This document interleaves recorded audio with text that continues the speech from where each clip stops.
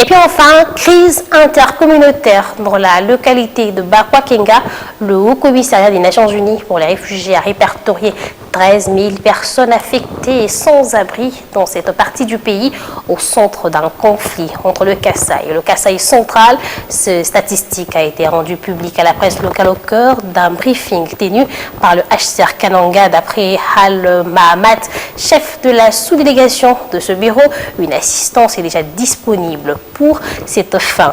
Il est au micro de Soleil Toumba Moufika.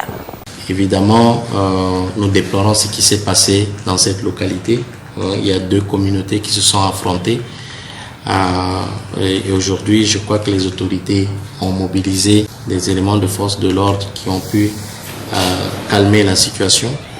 Nous sommes au courant des difficultés que vivent les habitants des 12 groupements qui ont été complètement détruits.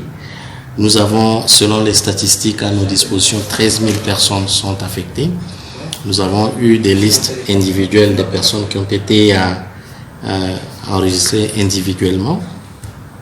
Nous avons aussi la mission qui était partie, notre partenaire, qui est rentré, nous a fait état des besoins urgents à satisfaire, notamment les personnes déplacées internes qui vivent dans les centres de santé. Il y en a qui sont dans des écoles. Il y en a qui sont aussi accueillis dans des familles. Mais malheureusement, les capacités d'accueil de ces familles sont saturées à tel point que certaines personnes déplacées n'ont pas où passer la nuit. Et donc, il y a la question d'accès aux vivres, il y a la question d'accès à l'eau, il y a la question d'accès aux soins, pour ne citer que ces besoins les plus urgents.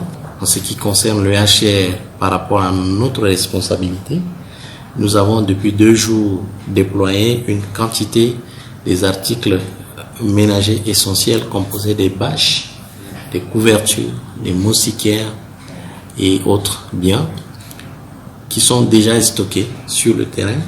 À l'heure où je vous parle, nos équipes sont en train de former les distributeurs.